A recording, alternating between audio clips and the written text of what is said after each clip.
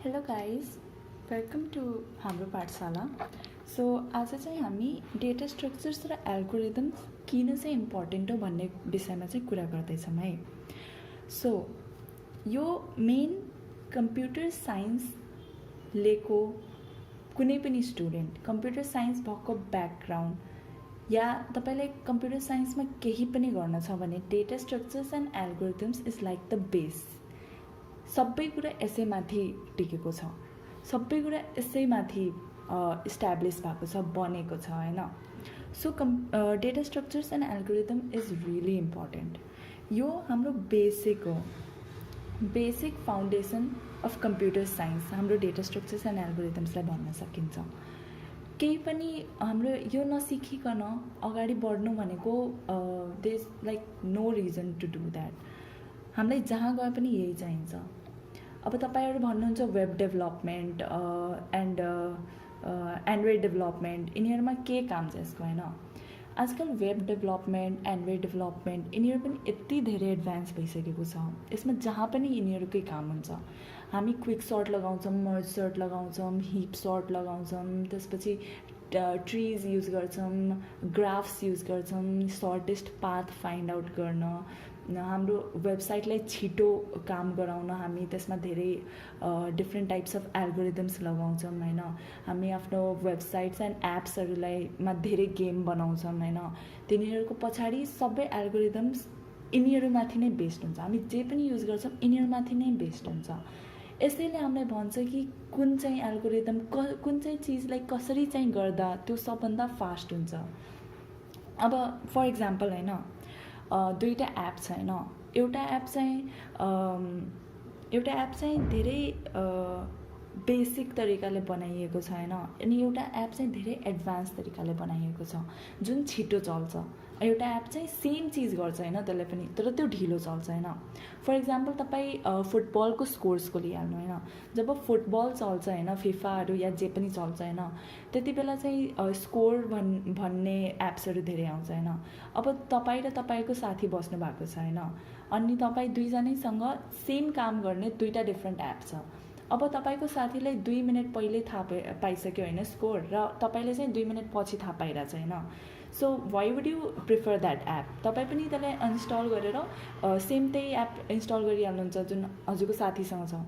That means यो वर्ल्डमा आजकल छिटोभन्दा छिटो काम जे चिजले गरिरहेछ त्यसलाई चाहिँ प्रिफरेन्स पाइरहेछ होइन। र त्यो छिटो काम गराउनले चाहिँ हामीलाई डेटा स्ट्रक्चर्स एन्ड एल्गोरिदम्सले नै हेल्प गर्छ होइन। कुन चिज कहाँ युज गर्दा त्यो कति छिटो र बेटर पर्फर्म गर्छ भन्ने कुरा चाहिँ हामीलाई यो सब्जेक्टले भन्छ। That's why it is the basic foundation, basic building block of computer science subject and this engineering. Apart from that, अब हामीलाई कम्पनीहरूमा हाम्रो धेरै इच्छा हुन्छ होइन, ठुलो ठुलो कम्पनीमा काम गर्नु, त्यहाँ कसरी काम हुन्छ, नयाँ चिजहरू इनोभेट गर्न, इन्भेन्ट गर्न होइन।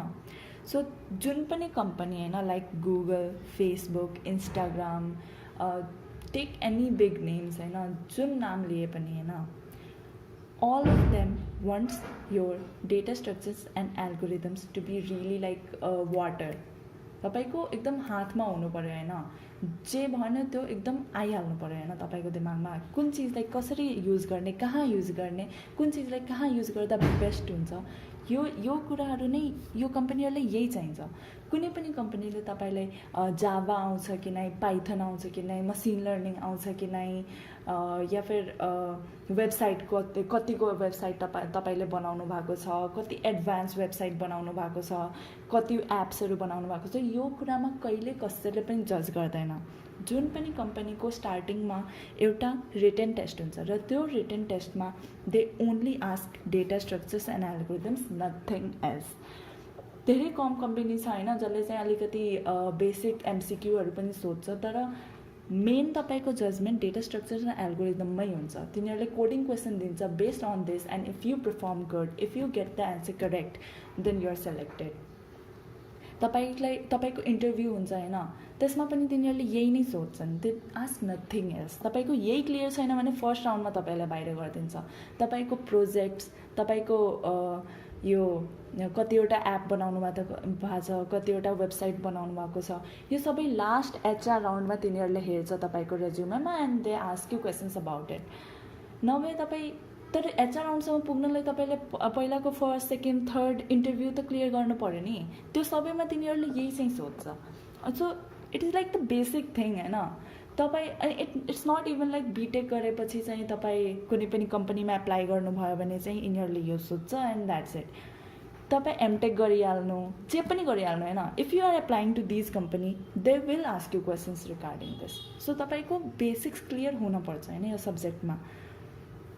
अब एपार्ट फ्रम द्याट तपाईँलाई हायर स्टडिज गर्न इच्छा होला होइन, जहाँ पनि होइन, हामी सबैलाई हुन्छ बिटेक पछि केही त गर्न छ होइन। सो हायर स्टडिजमा जानको लागि पनि they are like many big institutes require research papers और तपाईँको राम्रो जब एक्सपिरियन्स होस् होइन, दे रिक्वायर दिज थिङ्स। अब तपाईँलाई रिसर्च पेपर गर्नु छ भने पनि this is the basic foundation. I mean तपाईँ कुनै एमएलमा गरिहाल्नु होइन, या कुनै पनि नयाँ चिजमा आफ्नो नयाँ केही रिसर्च गर्नु होइन, तर त्यसमा पनि तपाईँले यही युज गर्नुपर्छ होइन। यही युज गरेर चाहिँ जुन पनि चिजको एफिसियन्ट एल्गोरिदम या एफिसियन्ट सल्युसन निकाल्न सक्छौँ होइन हामी। That's why this is a very important subject. So I encourage all of you to please learn this subject होइन।